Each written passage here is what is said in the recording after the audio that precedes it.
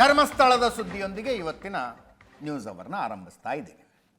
12 ಪಾಯಿಂಟ್ಗಳನ್ನು ಅಗೆದು ನೋಡಲಾಗಿ ಒಂದು ಪಾಯಿಂಟ್ನಲ್ಲಿ ಮನುಷ್ಯನ ಮೂಳೆಗಳು ಸಿಕ್ಕಿದವೆ. 13ನೇಯ ಪಾಯಿಂಟ್ ಒಂದು ಉಳ್ಕೊಂಡಿದೆ.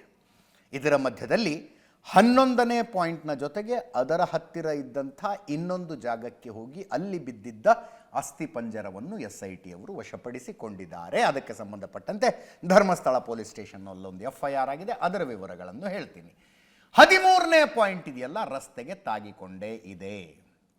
ಧರ್ಮಸ್ಥಳಕ್ಕೊಂದು ಸಣ್ಣ ಈ ಬಾಂದ್ ಅಂತಾರೆ, ಆ ರೀತಿಯಲ್ಲಿ ಕಟ್ಟಿದ್ದಾರೆ. ಅದರ ಪಕ್ಕದಲ್ಲೇ ಇರೋದು ಇದು 13ನೇ ಪಾಯಿಂಟ್. ರಸ್ತೆಗೆ ತಾಗಿಕೊಂಡೇ ಇದೆ.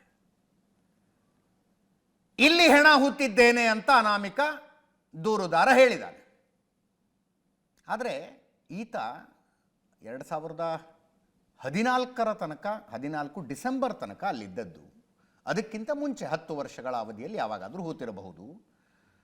ಅದಾದ ನಂತರ ಈ ಜಾಗದಲ್ಲಿ ತುಂಬ ಬದಲಾವಣೆಗಳಾಗಿದ್ದಾವೆ. ರಸ್ತೆ ಅಗಲೀಕರಣ ಆಗಿದೆ. 100 ಟಿಪ್ಪರ್ನಲ್ಲಿ ಮಣ್ಣು ತಂದು ಹಾಕಿದ್ದಾರೆ. ಜನ ಹೇಳೋದು, ಸ್ಥಳೀಯರು ಹೇಳೋದು.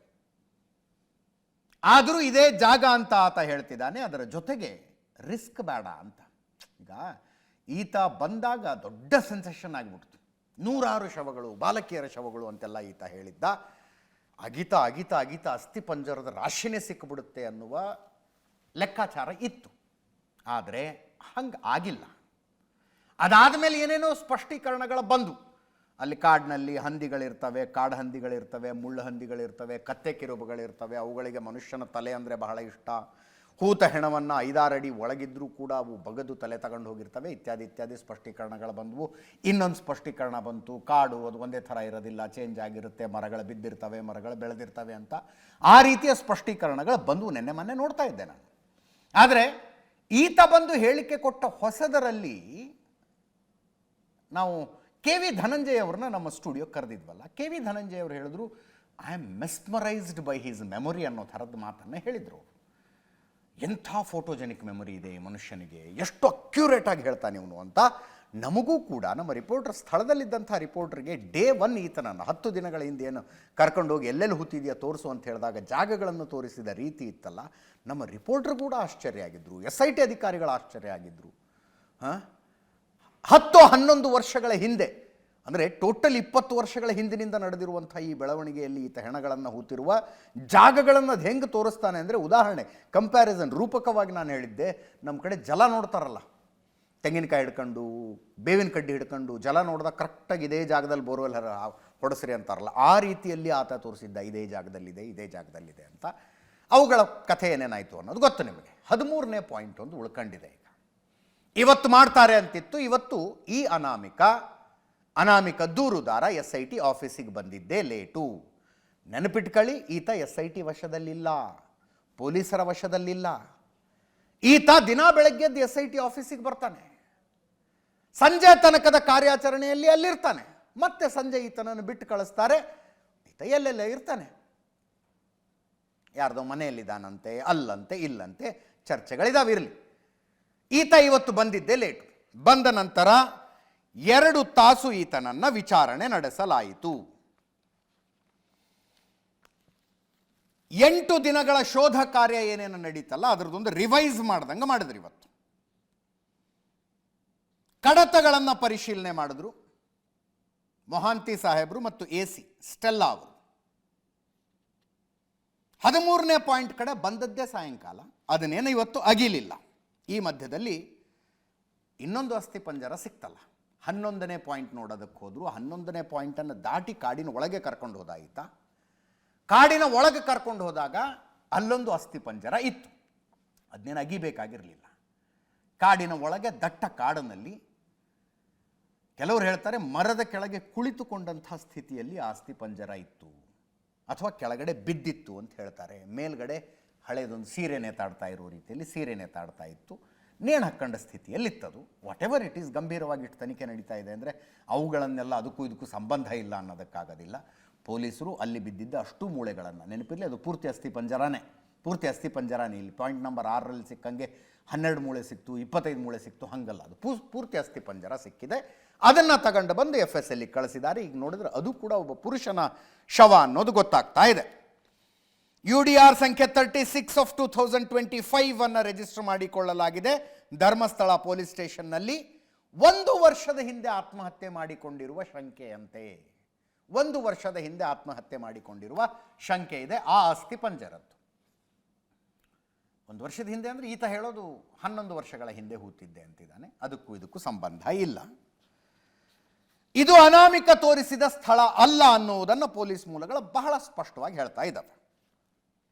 ಅನಾಮಿಕ ವ್ಯಕ್ತಿ ದೂರುದಾರ ಮೊದಲು ತೋರಿಸಿದ ಪಾಯಿಂಟ್ ಅಲ್ಲ ಇದು ಅಂತ. ಅಲ್ಲಿಗೆ ಈತ ತೋರಿಸಿದ್ದ 13 ಪಾಯಿಂಟ್ಗಳ ಪೈಕಿ 6ನೇ ಪಾಯಿಂಟ್ನಲ್ಲೊಂದು 25 ಮೂಳೆಗಳ ಸಿಕ್ಕಂಗಾದು.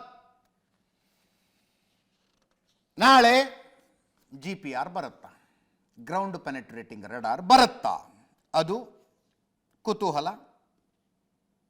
ಅದರ ಫೋಟೋ ನೋಡ್ತಾ ಇದ್ದೀರಿ, ಒಂದು ರೀತಿ ಎಕ್ಸ್ರೇ ಮಾಡ್ದಂಗೆ ಮಾಡ್ಕೊಂಡು ಹೋಗುತ್ತಂತಿದು. ನೆಲದಲ್ಲಿ ಇದನ್ನು ತಳ್ಕೊಂಡು ಹೋಗ್ತಾ ಇದ್ದರೆ ಎಕ್ಸ್ರೇ ಮಾಡ್ದಂಗೆ ಮಾಡುತ್ತಂತೆ. 10 ಅಡಿ ಆಳದ ತನಕ ಏನೇನಿದೆ ಅನ್ನೋದನ್ನು ತೋರಿಸುತ್ತಂತೆ. ಈ 13ನೇ ಪಾಯಿಂಟ್ ಇದೆಯಲ್ಲ, ಇದು ಒಂದು ರಸ್ತೆ ಪಕ್ಕದಲ್ಲಿದೆ, ರಸ್ತೆ ಅಗಲೀಕರಣ ಆಗಿದೆ, ಅಲ್ಲಿ ಕರೆಂಟ್ ಕಂಬಗಳಿದ್ದಾವೆ. ಈ ಎಲ್ಲ ಕಾರಣಕ್ಕೆ GPR ತರದೇ ಒಳ್ಳೆಯದು ಅನ್ನುವ ಚರ್ಚೆ. ಇನ್ನು ನಿನ್ನೆ ಆದಂತಹ ಗಲಾಟೆ, ಅದಕ್ಕೆ ಸಂಬಂಧಪಟ್ಟಂತೆ 7 ಪ್ರಕರಣಗಳ ದಾಖಲಾಗಿದ್ದಾವೆ. ಅದರಲ್ಲಿ 3 ಪೊಲೀಸರು ಸ್ವಯಂ ಪ್ರೇರಿತವಾಗಿ ಸುಮೋಟೋ ಮಾಡಿಕೊಂಡಿರೋದು 3 ಪ್ರಕರಣಗಳನ್ನು. 150ಕ್ಕೂ ಹೆಚ್ಚು ಜನರ ವಿರುದ್ಧ ಪ್ರತ್ಯೇಕವಾದ FIRಗಳಾಗಿದ್ದಾವೆ. ಧರ್ಮಸ್ಥಳದಲ್ಲಿ 4, ಬೆಳ್ತಂಗಡಿಯಲ್ಲಿ 3. ಗುಂಪು ಸೇರಿದ ಆರೋಪದಲ್ಲಿ 3 ಸ್ವಯಂ ಪ್ರೇರಿತ ದೂರುಗಳನ್ನು ಪೊಲೀಸರು ದಾಖಲಿಸಿಕೊಂಡಿದ್ದಾರೆ. 4 ಹಲ್ಲೆಗೆ ಸಂಬಂಧಿಸಿದಂಥ FIRಗಳು. ಸೌಜನ್ಯ ಆಕೆಯ ಮನೆ ಇದೆಯಲ್ಲ ಪಾಂಗಳ, ಅಲ್ಲಿ ಅಕ್ರಮ ಕೂಟ ಸೇರಿದ್ದಕ್ಕೊಂದು FIR ಆಗಿದೆ. ಧರ್ಮಸ್ಥಳ ಸ್ಟೇಷನ್ ಎದುರು ಪ್ರತಿಭಟನೆ ಮಾಡಿದ್ದಕ್ಕೊಂದು FIR ಸ್ವಯಂ ಪ್ರೇರಿತವಾಗಿ ಆಗಿರೋದಿದು. ಉಜಿರೆಯ ಬೆನಕ ಹಾಸ್ಪಿಟಲ್ ಎದುರುಗಡೆ ಅಕ್ರಮ ಕೂಟ, ಅದು ಕೂಡ ಒಂದು FIR ಆಗಿದೆ. ಇನ್ನು ನಮ್ಮ ರಿಪೋರ್ಟರ್ ಹರೀಶ್ಗೆ ಹೊಡೆದಿದ್ದಂಥ ಪ್ರಕರಣ, ಹರೀಶ್ ಒಂದು ದೂರು ಕೊಟ್ಟಿದ್ದಾರೆ, ಅದು FIR ಆಗಿದೆ. ಸುವರ್ಣ ನ್ಯೂಸ್ ಮೇಲೆ ಹರೀಶು, ನಮ್ಮ ಕ್ಯಾಮ್ರಾಮ್ಯಾನು ಪ್ಲಸ್ ನನ್ನ ಮೇಲೆ ಗಿರೀಶ್ ಮಟ್ಟಣ್ಣವರು ಒಂದು ಕಂಪ್ಲೇಂಟ್ ಕೊಟ್ಟಿದ್ದಾರೆ. ಬೈದರು, ಪ್ರಚೋದಿಸಿದ್ರು, ಇತ್ಯಾದಿ ಇತ್ಯಾದಿ, ಸುಳ್ಳು ಸುದ್ದಿ ಹಾಕಿದ್ರು ಅಂತೆಲ್ಲ, ಅದು ಒಂದು FIR ಆಗಿದೆ. ಅಜಯ್ ಅಂತ ಈ ಯೂಟ್ಯೂಬರ್, ಹೊಡೆಸಿಕೊಂಡಿರುವ ಯೂಟ್ಯೂಬರ್, ಆತ ಕೊಟ್ಟಿರುವಂಥ ಕಂಪ್ಲೇಂಟಿನ ಆಧಾರದ ಮೇಲೆ ಒಂದು FIR ಆಗಿದೆ. ಪ್ರಮೋದ್ ಶೆಟ್ಟಿ ಅಂತ ಇನ್ನೊಬ್ಬ ಯೂಟ್ಯೂಬರು, ಹಲ್ಲೆಗೊಳಗಾದಂಥ ಯೂಟ್ಯೂಬರು, ಸ್ಥಳೀಯರು, ಪ್ರಮೋದ್ ಶೆಟ್ಟಿ ಸ್ಥಳೀಯರು, ಅವರ ವಿರುದ್ಧ ಅವರು ಕೊಟ್ಟಿರುವ ದೂರಿನ ಆಧಾರದ ಮೇಲೆ ಕೂಡ ಒಂದು FIR ದಾಖಲಾಗಿದೆ. SP ಅವರು ಮಾತಾಡಿದ್ದಾರೆ, ಕ್ರಮ ಕೈಗೊಳ್ತೀವಿ ಅಂತ ಕೇಳಿಸ್ಕೊಳ್ಳಿ. ಪೊಲೀಸ್ ಠಾಣೆಯ ವ್ಯಾಪ್ತಿನಲ್ಲಿ ಯೂಟ್ಯೂಬರ್ಸ್ ಕೆಲವೊಬ್ಬರಿಗೆ ಸ್ಥಳೀಯ ಜನ ಅಟ್ಯಾಕ್ ಮಾಡಿದ್ದಾರೆ. ಅದರ ಮೇಲೆ ಯಾವುದು ಇಂಡಿವಿಜುವಲ್ ವಿಡಿಯೋಸ್ ಮೇಲೆ ಯಾರ್ಯಾರದು ಕ್ರಿಮಿನಲ್ ಅಫೆನ್ಸಸ್ ಇದೆಯೋ ಅದೆಲ್ಲ ರಿಜಿಸ್ಟರ್ ಮಾಡಿ ಮುಂದೆ ಕಾನೂನು ರೀತಿಯಲ್ಲಿ ಅವ್ರ ಮೇಲೆ ಕ್ರಮ ತಗೊಳ್ಳಿ. ಅವ್ರು ಏನು ಸ್ಪೆಸಿಫಿಕ್ ಆಗಿ ಏನು ಕೊಡ್ತಾರೆ ದೂರನ್ನು ಅದನ್ನು ವೆರಿಫೈ ಮಾಡಿ ಅದರ ಮೇಲೆ ಕ್ರಮ ತಗೊಳ್ತಾರೆ. ಇನ್ನು ಇದಕ್ಕೆ ಸಂಬಂಧಪಟ್ಟಂತೆ ಮುಖ್ಯಮಂತ್ರಿಗಳು ಮಾತಾಡಿದ್ರು, ಯಾರೇ ತಪ್ಪು ಮಾಡಿದ್ರು ಕಾನೂನು ರೀತಿಯ ಕ್ರಮ ಕೈಗೊಳ್ತೀವಿ, ಕಾನೂನು ಎಲ್ಲರಿಗೂ ಒಂದೇ ಅಂತ. ಹೋಮ್ ಮಿನಿಸ್ಟ್ರು ಮಾತಾಡಿದ್ದಾರೆ. ಧರ್ಮಸ್ಥಳದಲ್ಲಿ ನಿನ್ನೆ ಬಿಗುವಿನ ವಾತಾವರಣ ಆಗಿತ್ತು, 2 ಗುಂಪುಗಳ ನಡುವೆ ಘರ್ಷಣೆಯಾಗಿದೆ. 2 ಕಡೆಯಿಂದ ಕಂಪ್ಲೇಂಟು, ಕೌಂಟರ್ ಕಂಪ್ಲೇಂಟು ಕೊಟ್ಟಿದ್ದಾರೆ, ರಿಜಿಸ್ಟರ್ ಆಗಿದೆ, ತನಿಖೆ ಆಗ್ತಾ ಇದೆ ಅಂತ. ಇನ್ನು ಮಾಜಿ ಸಚಿವ ಶಾಸಕ ಸುನೀಲ್ ಕುಮಾರ್ ಅವರು ಮಾತಾಡೋದು, ಅಭಿವ್ಯಕ್ತಿ ಸ್ವಾತಂತ್ರ್ಯದ ಹೆಸರಿನಲ್ಲಿ ಸ್ವಾತಂತ್ರ್ಯ ಹರಣವನ್ನು ಅನೇಕರು ಮಾಡ್ತಾ ಇದ್ದಾರೆ. ಇಲ್ಲಿ ತನಕ ನಾವು ಮಾತನಾಡುವ ಅವಶ್ಯಕತೆ ಇರಲಿಲ್ಲ, ಆದರೆ ಹಿಂದೂ ಧರ್ಮದ ಬಗ್ಗೆ ಅವಹೇಳನ ಸರಿಯಲ್ಲ. ಕಳೆ ಬರಹ ಏನು ಅಸ್ಥಿಪಂಜರಗಳಿದೆಯಲ್ಲ ಅದರ ಬಗ್ಗೆ ತನಿಖೆಗೆ ನಮ್ದು ಯಾರ್ದೂ ವಿರೋಧ ಇಲ್ಲ, SITಗೂ ವಿರೋಧ ಇಲ್ಲ. ಆದರೆ ಹಿಂದೂ ಶ್ರದ್ಧಾ ಕೇಂದ್ರವನ್ನು ಟಾರ್ಗೆಟ್ ಮಾಡ್ತಾ ಇರೋದು, ಅದರ ಬಗ್ಗೆ ಅಪಪ್ರಚಾರ ಮಾಡ್ತಾ ಇರೋದು ಸರಿಯಲ್ಲ. ಪೊಲೀಸರು ಇದುವರೆಗೂ ಕ್ರಮ ಕೈಗೊಳ್ತಾ ಇಲ್ಲ, ಸರ್ಕಾರವೇ ದಾರಿ ಮಾಡಿಕೊಡ್ತಾ ಇದೆಯಾ ಇದಕ್ಕೆಲ್ಲ ಅನ್ನೋ ಸಂಶಯ ಬರ್ತಾ ಇದೆ. ಧರ್ಮದ ಹೆಸರಿನಲ್ಲಿ ಅಪಪ್ರಚಾರವನ್ನು ಸರ್ಕಾರ ನಿಲ್ಲಿಸಬೇಕು, ಇದಕ್ಕೆ SIT ತೆರೆ ಎಳಿಬೇಕು, ಜನರ ಸಹನೆಯ ಕಟ್ಟೆಯೊಡೆಯುವುದಕ್ಕಿಂತ ಮೊದಲು ಎಚ್ಚೆತ್ತುಕೊಳ್ಳಿ ಅಂದರು. 3 ಜನ ಮಾತಾಡಿದ್ದು ಕೇಳಿಸ್ಕೊಳ್ಳಿ.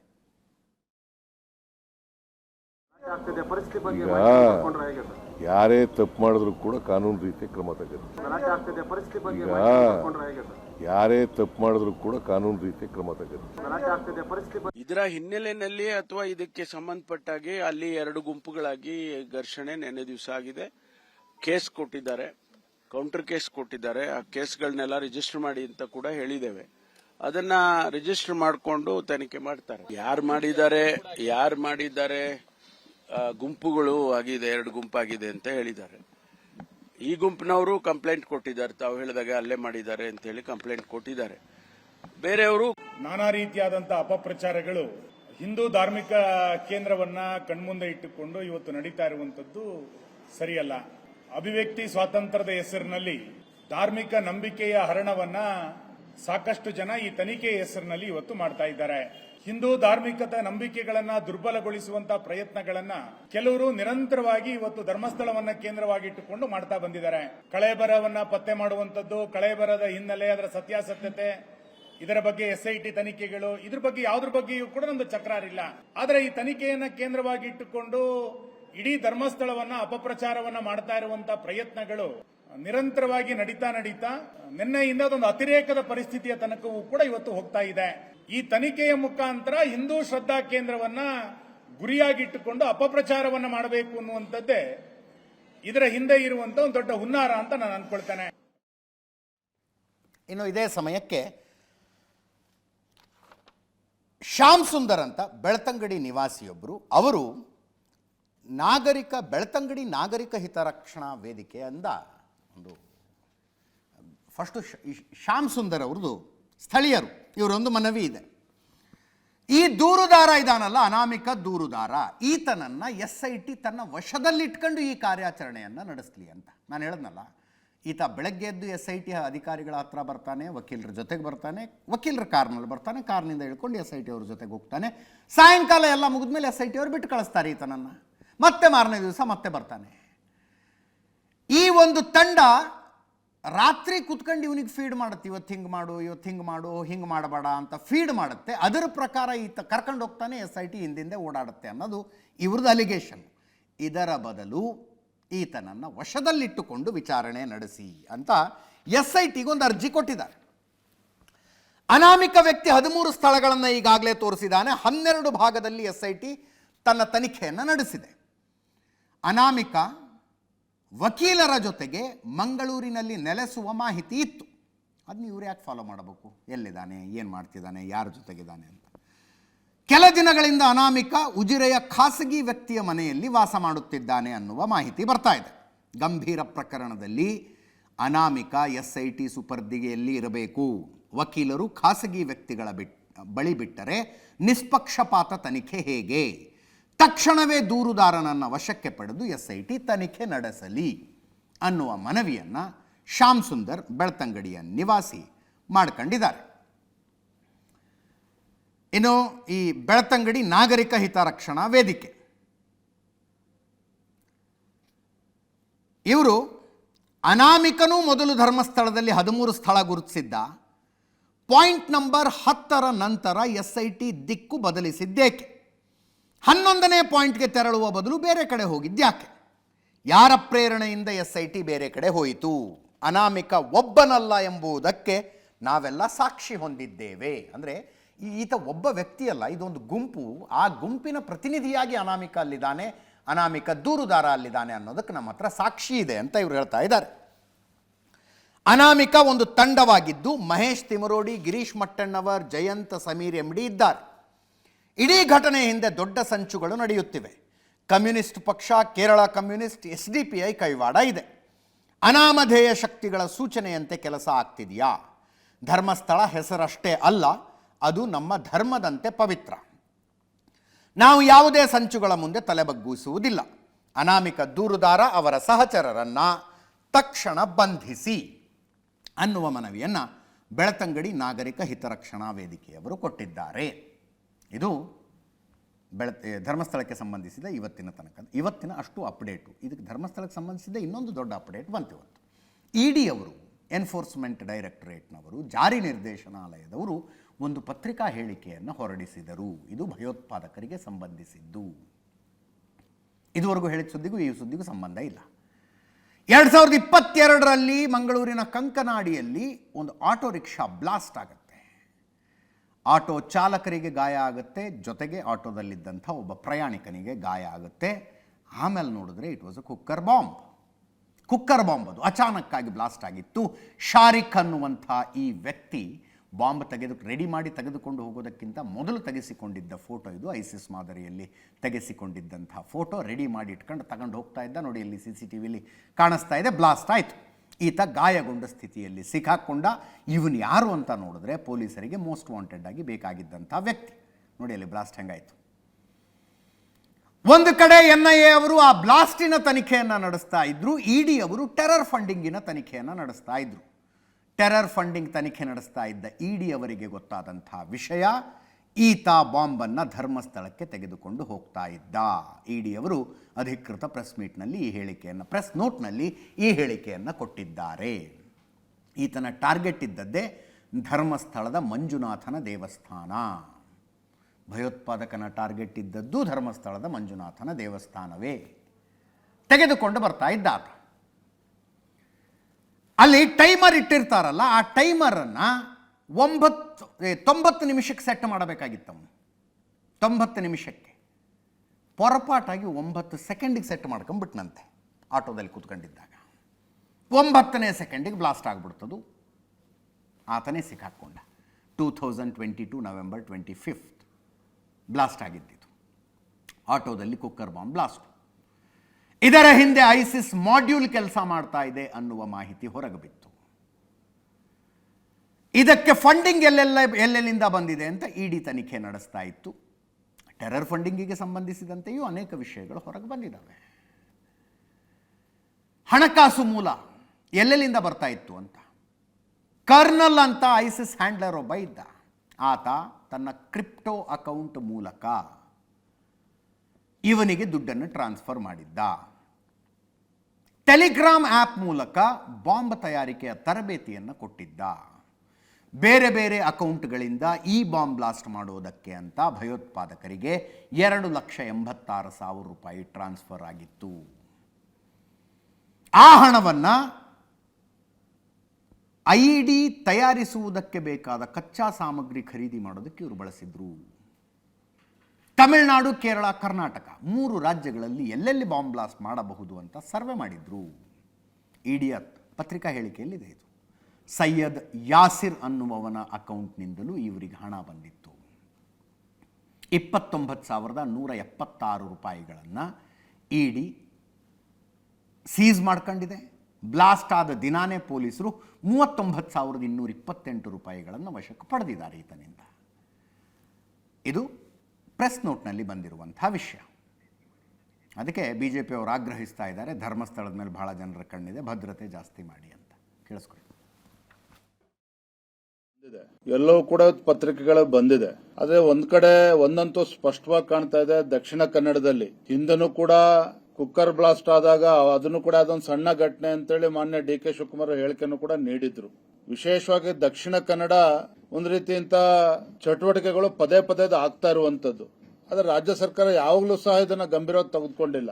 ಈಗಲಾದ್ರೂ ಕೂಡ ಇದು ಎಚ್ಚೆತ್ತುಕೊಂಡು ಪದೇ ಪದೇ ಇವತ್ತು ರಾಜ್ಯದಲ್ಲಿ ಈ ರೀತಿ ಘಟನೆಗಳೇನು ನಡೀತಾ ಇದ್ದಾವೆ, ಒಂದು ಆತಂಕವನ್ನು ಸೃಷ್ಟಿ ಮಾಡ್ತಕ್ಕಂತ, ವಾತಾವರಣವನ್ನ ಹಾಳು ಮಾಡ್ತಕ್ಕಂತ ಕೆಲಸ ಕಾರ್ಯಗಳು ಇವತ್ತೇನು ಆಗ್ತಾ ಇದ್ದಾವೆ, ಇದು ರಾಜ್ಯ ಸರ್ಕಾರಕ್ಕೂ ಅದು ಕೈಗೆತ್ಕೊಳ್ಬೇಕಾಗ್ತದೆ. ಅವರೇ ಅದನ್ನ ವಿಚಾರವನ್ನು ಗಂಭೀರವಾಗಿ ತೆಗೆದುಕೊಳ್ಬೇಕಾಗ್ತದೆ. ಈಗ ಮಾಧ್ಯಮದ ಮೇಲೆ ನಿನ್ನೆ ಹಲ್ಲೆ ಆಯಿತು ಅದ್ರ ಮೇಲೆ ಕ್ರಮ ತಗೊಳ್ಬೇಕು ಅಂತ ಒತ್ತಾಯವನ್ನು ಮಾಡಿದ್ದೇವೆ ನಾವು. ಯಾರು ನಮ್ಮಲ್ಲಿ ಏನು ಗೊಂದಲ ಇಲ್ಲ. ನಾವು ಮಾಧ್ಯಮದ ಮೇಲೆ ಯಾರಾದರೂ ಹಲ್ಲೆ ಮಾಡಿದರೆ ಅದರ ಮೇಲೆ ಕ್ರಮ ತಗೊಳ್ಬೇಕು ಅನ್ನುವಂಥ ಒತ್ತಾಯವನ್ನು ಕೂಡ ನಾವು ಮಾಡಿದ್ದೇವೆ.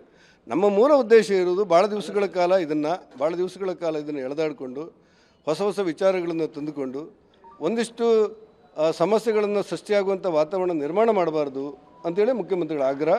ಮತ್ತು ಆ ದೇವಸ್ಥಾನದ ಮೂಲ ಪಾವಿತ್ರ್ಯಕ್ಕೆ ಧಕ್ಕೆ ಬಂದಾಗ ಭಾವುಕ ಭಕ್ತರು ಒಂದು ರೀತಿಯ ಪ್ರತಿಭಟನೆಯೂ ಸೇರಿದಂತೆ ಆಕ್ರೋಶವನ್ನು ವ್ಯಕ್ತಪಡಿಸುವಂಥ ವ್ಯವಸ್ಥೆಗಳಾಗಬಹುದು ಅನ್ನುವಂಥ ಆತಂಕಗಳು ಎಲ್ಲರಲ್ಲೂ ಇದೆ. ಆ ಕಾರಣಕ್ಕೆ ನಾವು ಹೇಳಿದ್ದು ಸರ್ಕಾರ ಎಚ್ಚರಿಕೆ ಹೆಜ್ಜೆ ನೀಡಬೇಕು. ರಾಹುಲ್ ಗಾಂಧಿಯವರು ನನ್ನ ಹತ್ರ ಅಟಮ್ ಬಾಂಬ್ ಇದೆ ಅಂದಿದ್ರು. ಯಾವ ಅಟಮ್ ಬಾಂಬ್ ಅಂದರೆ, ಎಲೆಕ್ಷನ್ ಕಮಿಷನ್ನು, ಚುನಾವಣಾ ಆಯೋಗ BJP ಜೊತೆಗೆ ಸೇರಿಕೊಂಡು BJPಯನ್ನು ಚುನಾವಣೆಯಲ್ಲಿ ಗೆಲ್ಲಿಸುವುದಕ್ಕೆ ಮತದಾರರ ಪಟ್ಟಿಯಲ್ಲಿ ಗೋಲ್ಮಾಲ್ ಮಾಡಿದೆ. ದಾಖಲೆಗಳಿದಾವೆ ನನ್ನ ಹತ್ರ. ಆ ದಾಖಲೆಗಳ ಅಟಮ್ ಬಾಂಬ್ ಸ್ಫೋಟಗೊಂಡರೆ ಎಲೆಕ್ಷನ್ ಕಮಿಷನ್ನೇ ಇರೋದಿಲ್ಲ ಈ ದೇಶದಲ್ಲಿ ಅಂತ ಹೇಳಿದರು. ಅವರು ಬೆಂಗಳೂರಿನ ಲೋಕಸಭಾ ಕ್ಷೇತ್ರ ಅಂದರು. ಒಂದು ಲೋಕಸಭಾ ಕ್ಷೇತ್ರದ ಪಕ್ಕಾ ದಾಖಲೆಗಳು ಸಿಕ್ಕಿದ್ದಾವೆ ಅಂದರು. ಬೆಂಗಳೂರಿನ ಲೋಕಸಭಾ ಕ್ಷೇತ್ರ ಅಂದಾಗ ಬಹಳ ಜನರಿಗೆ ಕುತೂಹಲ ಆಗಿತ್ತು, ಯಾವುದು ಅಂತ. ಇವತ್ತು ಪತ್ರಿಕಾಗೋಷ್ಠಿ ನಡೆಸಿದರು. ತುಂಬ ವಿವರವಾದ ಪತ್ರಿಕಾಗೋಷ್ಠಿ, ಅದೊಂದು ಪ್ರೊಜೆಕ್ಟರ್ ಇತ್ತು, ಅದರ ಮೇಲೆ ವೋಟರ್ ಲಿಸ್ಟನ್ನು ಶೋ ಮಾಡಿದ್ರು. ಫಸ್ಟು ಇದನ್ನು ಹೇಳ್ತೀನಿ, ಆಮೇಲೆ ಎಲೆಕ್ಷನ್ ಕಮಿಷನ್ನ ಪ್ರತಿಕ್ರಿಯೆ ಕೂಡ ಇದೆ. ಇದು ದೇಶಾದ್ಯಂತ ನಡೆದಿದೆ, ನಾನು ನಿಮಗೆ ತೋರಿಸ್ತಾ ಇರೋದು ಬರೀ ಸ್ಯಾಂಪಲ್ ಅಂತ ರಾಹುಲ್ ಗಾಂಧಿ ಹೇಳಿದರು. ಬಿಜೆಪಿ ಮತ್ತು ಚುನಾವಣಾ ಆಯೋಗಗಳ ಸೇರಿಕೊಂಡು ಎಲೆಕ್ಷನನ್ನು ಹೈಜಾಕ್ ಮಾಡಿದವೆ. ಒಗ್ಗಟ್ಟು ಇದೆ ಬಿಜೆಪಿ ಮತ್ತು ಎಲೆಕ್ಷನ್ ಕಮಿಷನ್ಗಳ ಮಧ್ಯದಲ್ಲಿ, ಚುನಾವಣಾ ಆಯೋಗದ ಮಧ್ಯದಲ್ಲಿ. ಚುನಾವಣಾ ಆಯೋಗ ಬಿಜೆಪಿಗೆ ಸಾಥ್ ಕೊಡ್ತಾ ಇದೆ. ಮಹಾರಾಷ್ಟ್ರ, ಹರಿಯಾಣ ವಿಧಾನಸಭೆಯಲ್ಲಿ ಇದಾಗಿದೆ. 25ಕ್ಕೂ ಹೆಚ್ಚು ಕ್ಷೇತ್ರಗಳಲ್ಲಿ ಲೋಕಸಭಾ ಚುನಾವಣೆಯಲ್ಲಿ ಮತಗಳ್ಳತನ ನಡೆದಿದೆ. ಅದರಿಂದಾನೇ ಮೋದಿ ಅಧಿಕಾರದಲ್ಲಿರೋದು ಅಂತ ರಾಹುಲ್ ಗಾಂಧಿಯವರ ವಿವರಣೆ ಇವತ್ತು. ಒಂದ್ಸಲ ಕೇಳಿಸ್ಕೊಳ್ಳಿ ಫಸ್ಟ್ ಏನು ಮಾತಾಡಿದ್ರು ಅಂತ. Our internal polling told us that we were expected to win 16 seats in Karnataka and we won 9. So we then focused on the 7 unexpected losses and we chose 1 Lok Sabha, and out of that Lok Sabha, our team said we can only do 1 Vidhan Sabha. Focused on Mahadevapura. And here's the broad maths. Acha, all the data that we have here is 2024 data from the Election Commission. Everything that we have here is their data. They have given it to us. 2024, total votes polled 6.26 lakhs in the Lok Sabha. BJP wins with 658,915 with a margin of 32,707. The interesting thing, we look at Mahadevapura assembly segment. The Congress polls 1,15,586 and the BJP polls 2,29,632. Congress wins all the Vidhan Sabhas except this one, and in this one BJP sweeps and gets a margin of 1,14,046. This seat wins them the election and the Lok Sabha goes in their favor. We started to look at this number. This number is very interesting to us. So we started looking at Mahadevapura assembly, we started looking at the details, and now I'm going to tell you what we found. We found that 1,250,000 votes were stolen. And we're going to tell you how. What is the total number in the assembly? Total number of votes? So out of 6,50,000 total votes in the assembly of Mahadevapura, 1,250,000 votes were stolen. They were stolen in 5 different ways.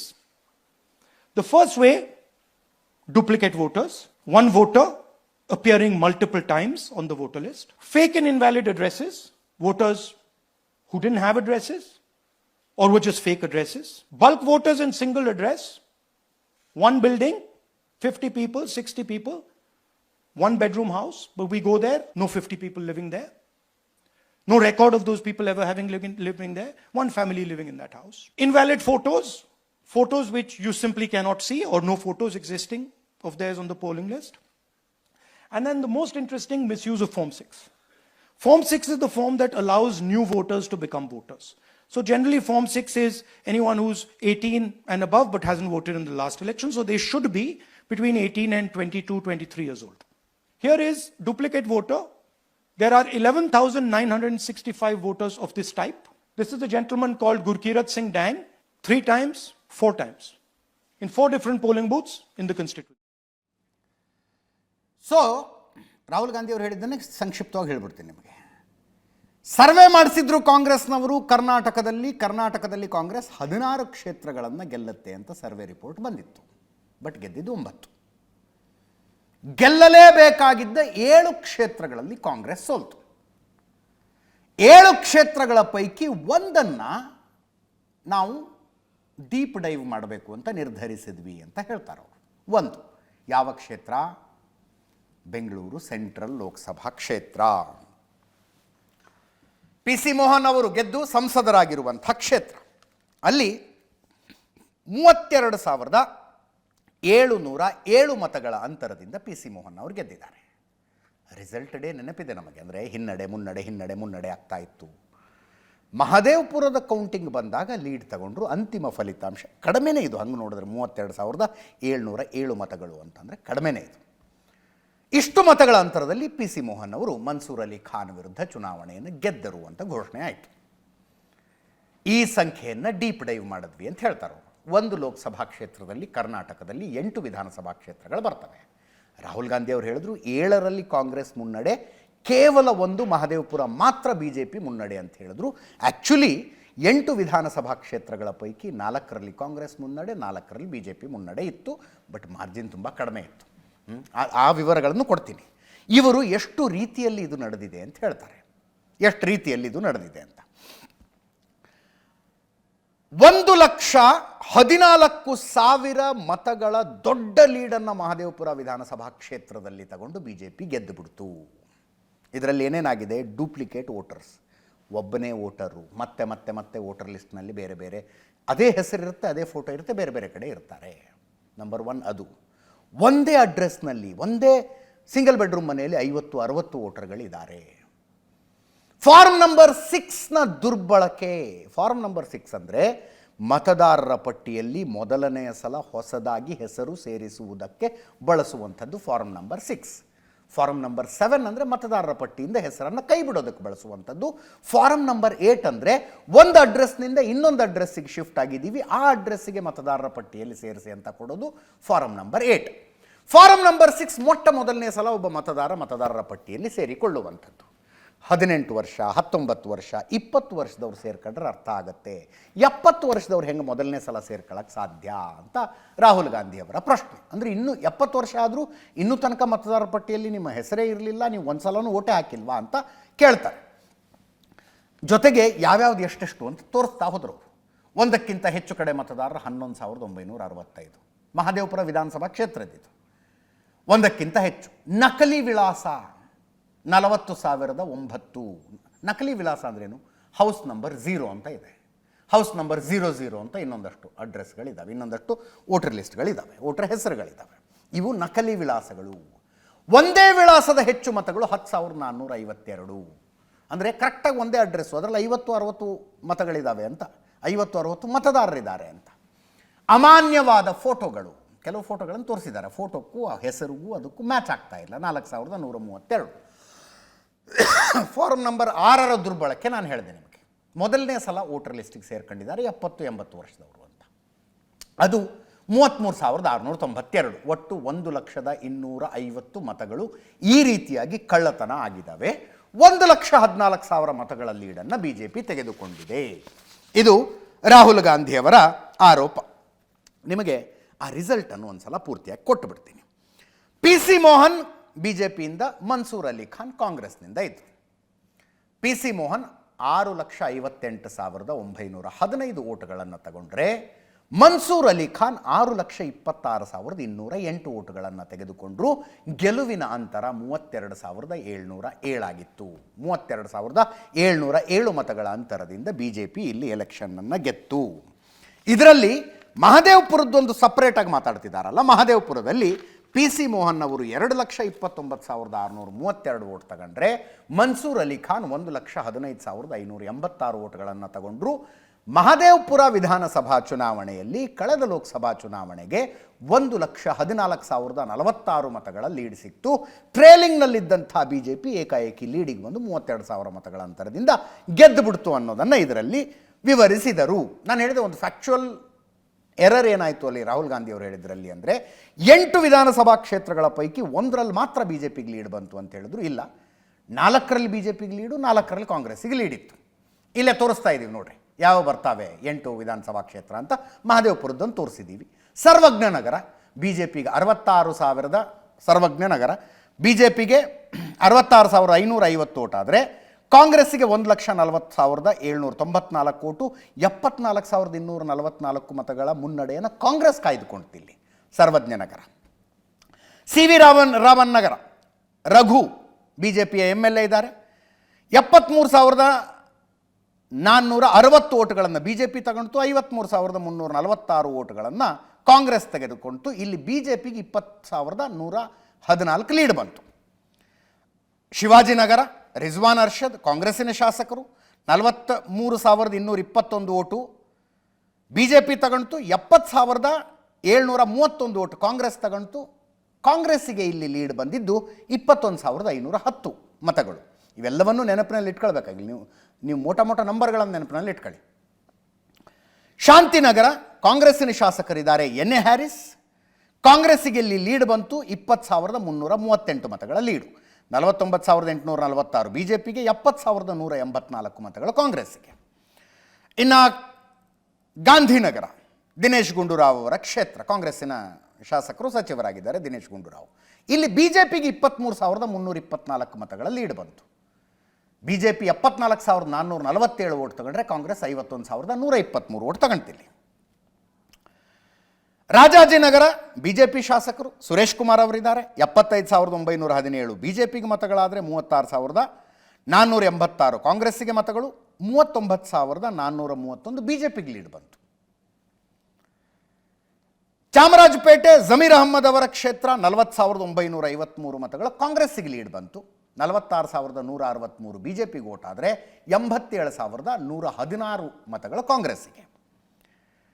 Mahadevapura last ಇನ್ನೊಂದು ಸಲ ತೋರಿಸ್ತಾ ಇದ್ದೀನಿ. 1,14,046 ಮತಗಳ lead ಇಲ್ಲಿ ಬಿಜೆಪಿಗೆ ಬಂತು. ಮಂಜುಳಾ ಅವರು, ನಮ್ಮ ಅರವಿಂದ್ ಲಿಂಬಾವಳಿ ಅವರ ವೈಫು ಮಂಜುಳಾ ಲಿಂಬಾವಳಿ ಅವರು ಬಿಜೆಪಿಯ ಶಾಸಕಿ.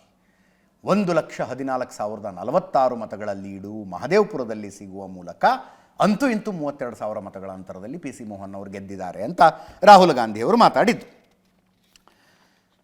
ಇದನ್ನು ನೋಡಿದಾಗ ವಿವರವಾಗಿ ಮತದಾರರ ಪಟ್ಟಿಯನ್ನು ನೋಡ್ತಾ ಹೋದ್ವಿ. ನಮಗೆ ಗೋಲ್ಮಾಲ್ಗಳು ಸಿಕ್ಕವು ಅನ್ನುವುದನ್ನು ವಿವರಿಸಿದರು. ಉದಾಹರಣೆ ಕೊಡ್ತಾರೋ. ಫಾರಂ ನಂಬರ್ 6, ಒಬ್ಬ 70 ವರ್ಷದ ವೃದ್ಧೆ,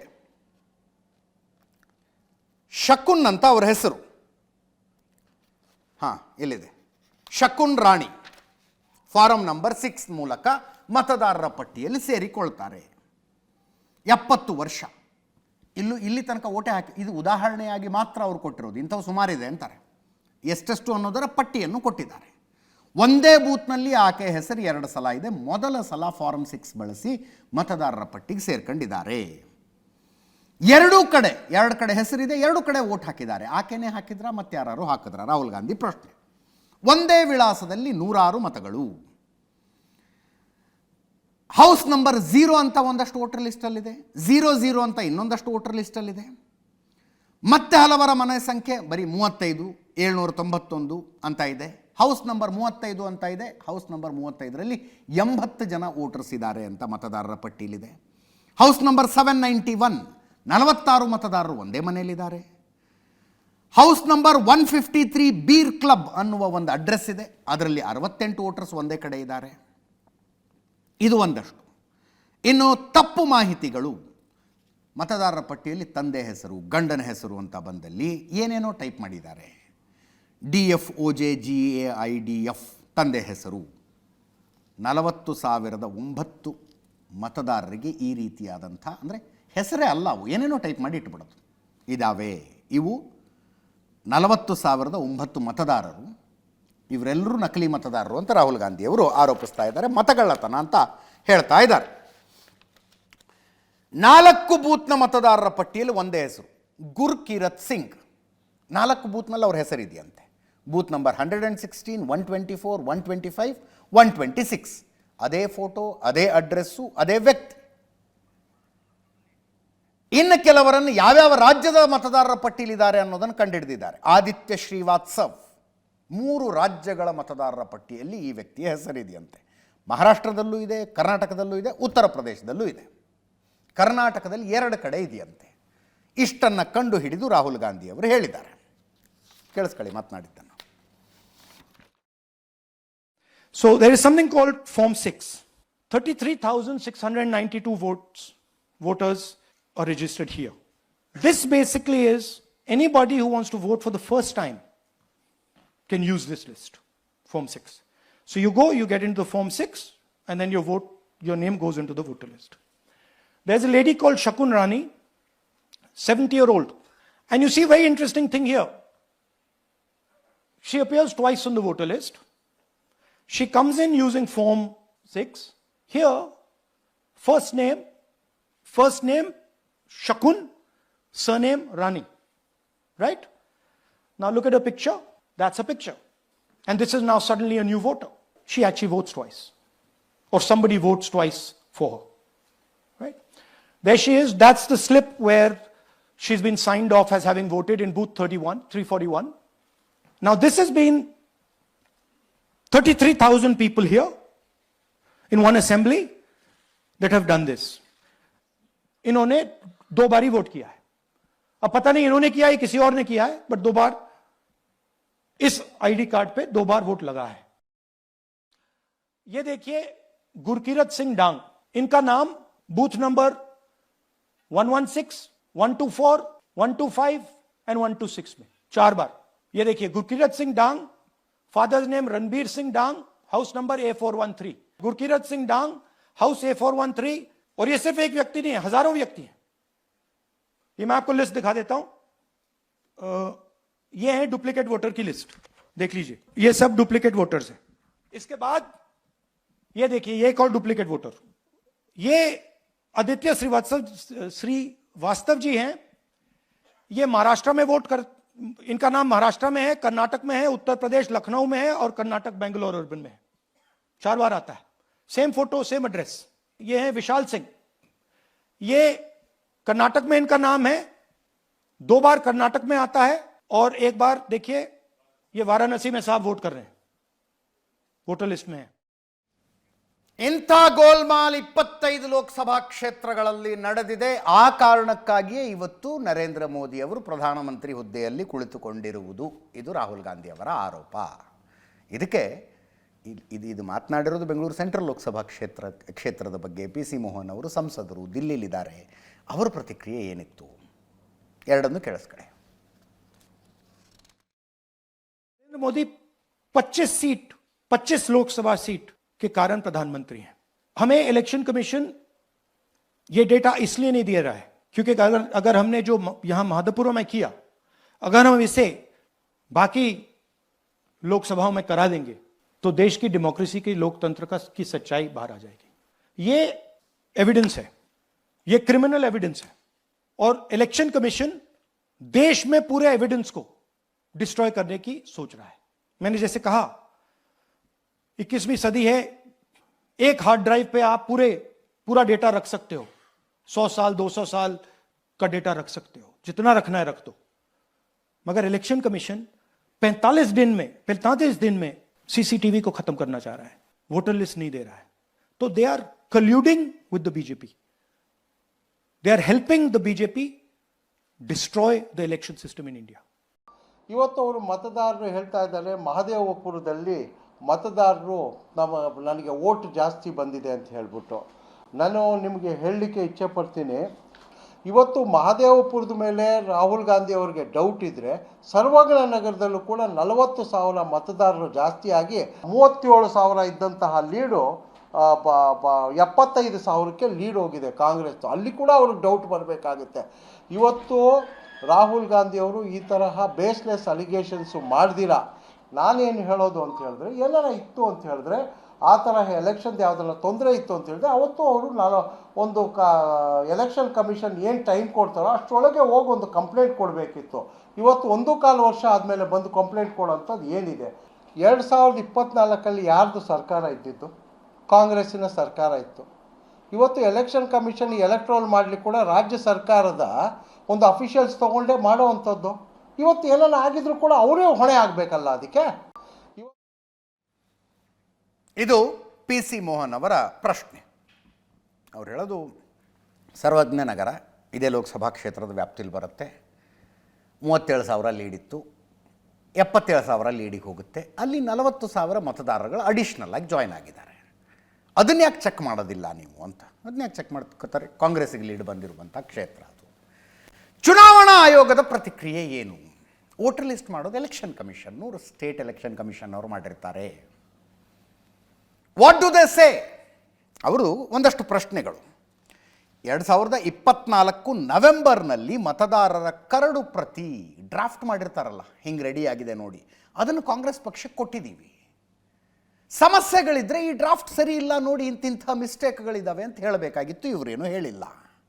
2025 ಜನವರಿಯಲ್ಲಿ ಅಂತಿಮ ಪಟ್ಟಿ ಅಂದರೆ ಡ್ರಾಫ್ಟಿಗೆ ಇವ್ರದ್ದೇನೋ ಅಬ್ಜೆಕ್ಷನ್ ಬರದೇ ಇದ್ದಾಗ ಫೈನಲ್ ಲಿಸ್ಟನ್ನು ಕೊಟ್ಟಿದ್ದೀವಿ, ಅದನ್ನು ಇವರು ಆಬ್ಜೆಕ್ಟ್ ಮಾಡಿಲ್ಲ, ಯಾವುದೇ ಆಕ್ಷೇಪಣೆ ಸಲ್ಲಿಸಿಲ್ಲ. ನಿಮಗೆ ಮತದಾರರ ಪಟ್ಟಿಯ ಬಗ್ಗೆ ಆಕ್ಷೇಪಣೆ ಇದ್ದರೆ ಹೈಕೋರ್ಟಿಗೆ ಹೋಗಬೇಕು. ಅಧಿಕೃತವಾಗಿ ಅಂದರೆ ಒಂದು ನಿಗದಿತ ನಮೂನೆ ಇದೆ, ಆ ನಮೂನೆಯಲ್ಲಿ ಎಲೆಕ್ಷನ್ ಕಮಿಷನ್ಗೆ ಕಂಪ್ಲೇಂಟ್ ಕೊಡಿ, ಅಧಿಕೃತವಾಗಿ ಚುನಾವಣಾ ಆಯೋಗಕ್ಕೆ ಪ್ರಮಾಣ ಪತ್ರವನ್ನು ಸಲ್ಲಿಕೆ ಮಾಡಿ, ನಕಲಿ ಮತದಾರರ ಹೆಸರು ಎಲೆಕ್ಷನ್ ID ನಂಬರ್ಗಳನ್ನು ಕೊಡಿ, ನಿಗದಿತ ನಮೂನೆಯಲ್ಲಿ ಪ್ರಮಾಣ ಪತ್ರ ಸಲ್ಲಿಸಿದರೆ ಕ್ರಮ ಕೈಗೊಳ್ಳಲಾಗುವುದು. ಈ ರೀತಿ ವೋಟರ್ ಲಿಸ್ಟ್ನಲ್ಲಿ ಸಂಶಯಗಳಿದ್ದಾಗ ರಾಜಕೀಯ ಪಕ್ಷಗಳಿಗೆ ಕಂಪ್ಲೇಂಟ್ ಕೊಡೋದಕ್ಕೆ ಅಂತಾನೆ ಒಂದು ವ್ಯವಸ್ಥೆ ಇದೆ. ಒಂದು ವ್ಯವಸ್ಥೆ ಇದೆ, ಅಲ್ಲಿ ಒಂದು ಫಾರ್ಮ್ ಇರುತ್ತೆ, ಆ ಫಾರ್ಮ್ನಲ್ಲಿ ಕಂಪ್ಲೇಂಟ್ ಕೊಡಬೇಕು, ನಿಗದಿತ ನಮೂನೆ ಅದು. ಇದು ಮಜಾ ಇದೆ, ಇದು ಆರ್ಗ್ಯುಮೆಂಟು. ಪ್ರಮಾಣ ಪತ್ರದ ನಮೂನೆಯನ್ನು ಅದು ಅಂದರೆ ಆ ಮಾದರಿಯನ್ನು ಬಿಡುಗಡೆ ಮಾಡಿದ್ದಾರೆ ಎಲೆಕ್ಷನ್ ಕಮಿಷನ್. ಮತದಾರರ ನೋಂದಣಿ ನಿಯಮಗಳು 1960 ಅಡಿಯಲ್ಲಿ ಪ್ರಮಾಣ ಪತ್ರ ಸಲ್ಲಿಸಬೇಕು. Rule number 20 of 3 of B ಅಡಿಯಲ್ಲಿ ಪ್ರಮಾಣ ಪತ್ರ ಸಲ್ಲಿಕೆ ಮಾಡಬೇಕು. ಏನೇನು ಅಕ್ರಮದ ಸಂಶಯ ನಿಮಗೆ ಬರ್ತಾ ಇದೆ ಅಂತ ಅದರಲ್ಲಿ ಎಂಡ್ನಲ್ಲಿ ಇದೊಂದಿದೆ ನೋಡಿ, ನೀವು ತಪ್ಪು ಮಾಹಿತಿ ಕೊಟ್ಟರೆ ಕಾನೂನಿನ ಪ್ರಕಾರ ನಿಮ್ಮ ವಿರುದ್ಧ ಕ್ರಮ ಕೈಗೊಳ್ಳಬೇಕಾಗತ್ತೆ ಅಂತ ಆ ಪ್ರಮಾಣ ಪತ್ರದಲ್ಲಿದೆ. ತಪ್ಪು ಮಾಹಿತಿ ಕೊಟ್ಟರೆ ನಿಮ್ಮ ವಿರುದ್ಧ ಕಾನೂನಿನ ಪ್ರಕಾರ ಕ್ರಮ ಕೈಗೊಳ್ಳಬೇಕಾಗತ್ತೆ ಅಂತ. ಜನಪ್ರತಿನಿಧಿಗಳ ಕಾಯ್ದೆ ಸೆಕ್ಷನ್ 31, BNS ಕಾಯ್ದೆ ಸೆಕ್ಷನ್ 227 ಪ್ರಕಾರ ತಪ್ಪು ಮಾಹಿತಿಯನ್ನು ಕೊಡುವುದು ಅಪರಾಧ. ನೀವು ಕೊಟ್ಟಿರುವ ಮಾಹಿತಿ ತಪ್ಪು ಅಂತ ಸಾಬೀತಾದರೆ ನಿಮ್ಮ ಮೇಲೆ ಕ್ರಮ ಕೈಗೊಳ್ತೀವಿ ಅಂತ ಆ ಪ್ರಮಾಣ ಪತ್ರದಲ್ಲಿದೆ. ಇದರಲ್ಲಿ ಅರ್ಜಿ ಫಿಲ್ ಮಾಡಿ ಸೈನ್ ಹಾಕ್ಕೊಡಿ ಅಂತ ಎಲೆಕ್ಷನ್ ಕಮಿಷನ್ ಕೇಳ್ತಾ ಇದೆ. ಅದಕ್ಕೆ ರಾಹುಲ್ ಗಾಂಧಿ ಅವರೇನು ಹೇಳ್ತಾರೆ, ನಾನು ಪ್ರಮಾಣ ಪತ್ರದಲ್ಲಿ ಬರೆದು ಕೊಡೋದಿಲ್ಲ, ಈಗ ಮಾತಾಡಿದ್ದೀನಲ್ಲ, ಪ್ರೆಸ್ ಮೀಟ್ ಮಾಡಿದ್ದೀನಲ್ಲ, ಇದನ್ನೇ ದೂರು ಅಂತ ಅಂದ್ಕೊಳ್ಳಿ ಅಂತ. ಇದೊಂದು ಸ್ವಲ್ಪ ಡೌಟ್ ಬರುತ್ತೆ, ಇದು ಹಿಂಗೆ ಯಾಕೆ ಅಂತ. ಅಂದರೆ ರಾಹುಲ್ ಗಾಂಧಿಯವರು ಪ್ರೆಸೆಂಟ್ ಮಾಡಿದ ಶೈಲಿ, ಪ್ರೆಸೆಂಟ್ ಮಾಡಿದ ನಂಬರ್ಗಳು ಅಲ್ಟಿಮೇಟ್ ಇತ್ತು, ಅಲ್ಟಿಮೇಟ್ ಉದಾಹರಣೆಗಳ ಸಮೇತ ಪ್ರೊಜೆಕ್ಟರ್ನಲ್ಲಿ ತೋರಿಸ್ಬಿಟ್ರು. ಆದರೆ ಕಂಪ್ಲೇಂಟ್ನಲ್ಲಿ ಬರೆದು ಕೊಡಿ ಅಂತ, ಇದು ಸೌಜನ್ಯ ಹೋರಾಟ ಆದಂಗೆ ಆಗ್ಬಿಡಬಾರ್ದು. ಇದು ಮತ್ತೆ ಸೌಜನ್ಯ ಹೋರಾಟ ಆದಂಗೆ, ಅಂದರೆ ನಾನು ಭಾಷಣ ಮಾಡ್ತೀನಿ, ಪತ್ರಿಕಾ ಹೇಳಿಕೆಗಳನ್ನು ಕೊಡ್ತೀನಿ, ಪ್ರೆಸ್ ಮೀಟ್ ಮಾಡ್ತೀನಿ, ಬಟ್ ಕಂಪ್ಲೇಂಟ್ ಕೊಡೋದಿಲ್ಲ ಅನ್ನೋ ಹಂಗೆ ಆಗ್ಬಿಡಬಾರ್ದು. ಮತ್ತು ಇನ್ನೊಂದು ಸೌಜನ್ಯ ಹೋರಾಟ ಆಗ್ಬಿಡ್ತಿದೆ. ರಾಹುಲ್ ಗಾಂಧಿ ಅವರು ಬಿಡಬಾರ್ದು ಇದನ್ನು. ಇಲ್ಲಿಗೆ ಕೇಳಿಸ್ಕೊಳ್ಳಿ ಏನು ಹೇಳ್ತಾರೆ ಅಂತ. Okay, what I say to the people is my word, right? I'm saying it publicly to everybody. Take it as an oath. This is their data, and we are displaying their data. This is not our data. This is Election Commission data. It's interestingly, they haven't denied the information. They haven't said what the voter lists that Rahul Gandhi is talking about are wrong. They're saying, will you do it under oath? Why don't you say they're wrong? Because you know the truth. I'm a politician, okay? What I say to the people is my word, right? I'm saying it publicly to... ಇದರೊಂದಿಗೆ ಇವತ್ತಿನ news ಅವರು ಮುಗಿಸ್ತಾ ಇದ್ದೀನಿ. ನೇರ ದಿಟ್ಟ ನಿರಂತರ ಸುದ್ದಿಗಾಗಿ ನೋಡ್ತಾ ಇರಿ ಏಷ್ಯಾನೆಟ್ ಸುವರ್ಣ ನ್ಯೂಸ್.